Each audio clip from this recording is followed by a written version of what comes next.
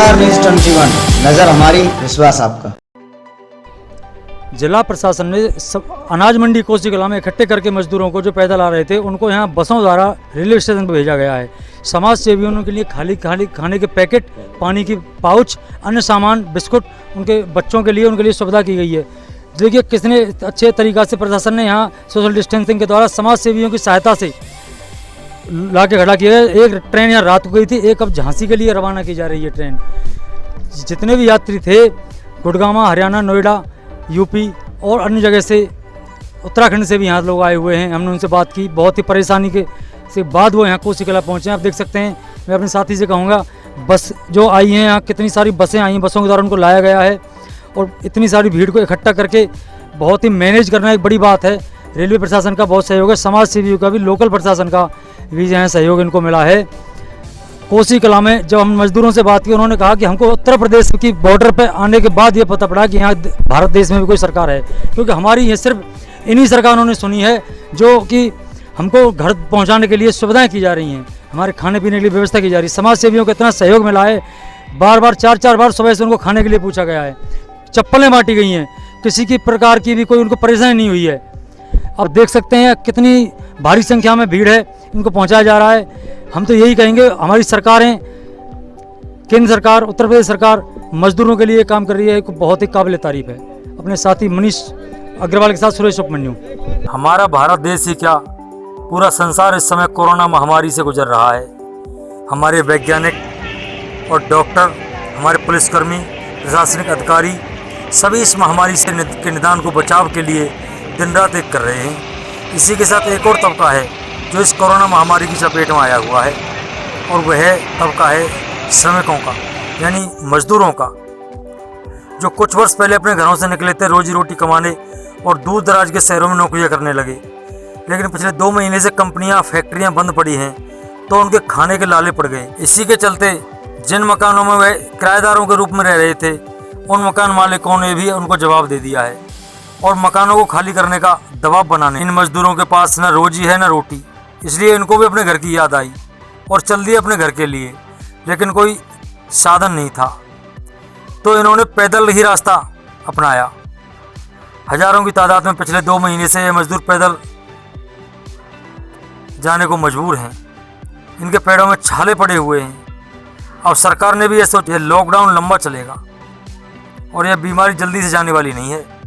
इसी कारण उत्तर प्रदेश और हरियाणा के बॉर्डर पर बसे शहर कोसी कला में उत्तर प्रदेश प्रशासन व सरकार ने एक कदम उठाया है कि प्रत्येक मजदूर को बसों में और ट्रेनों में बैठाकर उनके घर तक पहुंचाया जाएगा। आज इसी के मद्देनज़र जिलाधिकारी मथुरा के आदेशानुसार एसडीएम छाता और नायब तहसीलदार राखी शर्मा के नेतृत्व में एक टीम ने सभी मजदूरों को रजिस्ट्रेट किया और उसके बाद कोसी कला रेलवे स्टेशन पर बसों द्वारा पहुँचाया गया।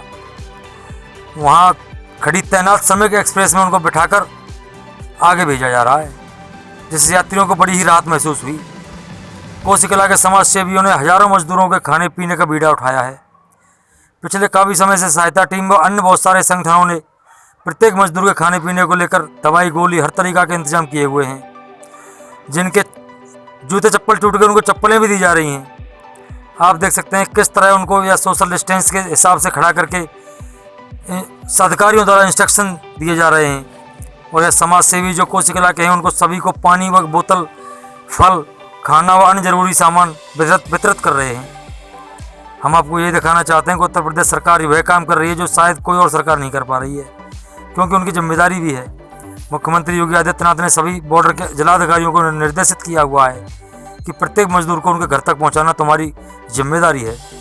आइए दिखाते हैं आपको हम इन मजदूरों को ट्रेन में सफ़र कर जाते हुए प्रशासन के अधिकारी किस तरह अपने कार्य को अंजाम दे रहे हैं। स्टार न्यूज़ 21 के लिए सुरेश उपमन्यु की कोसी कला से खास पेशकश।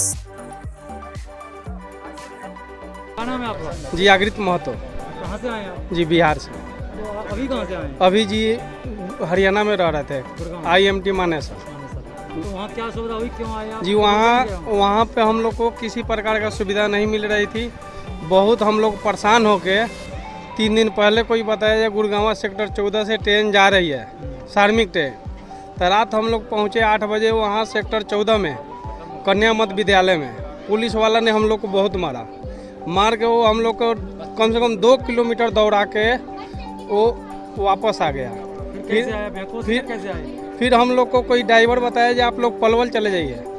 पलवल हम लोग ट्रक के सहारे आए, वहाँ से पलवल से कुछ दूर हम पैदल चल के आए। फिर वहाँ से पैदल चलते चलते हम लोग यहाँ पहुँचे। सुबह से हम लोग कोसी कलां जी सुबह से यहाँ खाने पीने का इतना व्यवस्था है, सुबह से खा खा के हम लोग थक गए हैं एकदम। चप्पल भी मिला है मतलब कोसी कलां में आपको पूरी सुविधा मिल रही है? जी, पूरी सुविधा। इतना तो हमको लग रहा हरियाणा है में कोई सुविधा नहीं मिली, कोई यूपी में, ऐसा- उत्तर प्रदेश में सब सुविधा मिल रही जी, है। ऐसा तो हम पहली बार देख रहे हैं लॉकडाउन में। यहाँ सरकार की तरफ से जो और समाज सेवियों की तरफ से जी जी जी, बहुत क्या ही क्या क्या क्या मिली आपको सुविधा? जी, यहाँ तो हमको इतना सुविधा मिला जो ऐसा हम सोच भी नहीं सकते थे अभी का टाइम में। हम ही को नहीं, हमारे साथ आए हैं 5-7 बंदे, वो लोग भी बहुत खुश हैं।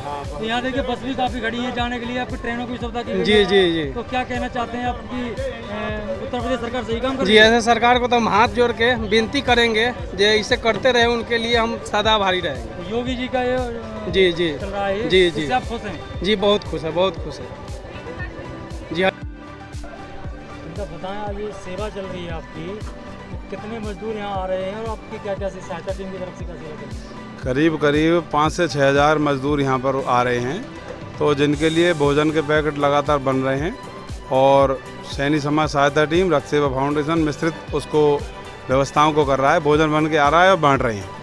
आज जो है अमित जैन साहब का फ़ोन आया था हमारे पास कि कुछ चप्पलें हम बांटेंगे।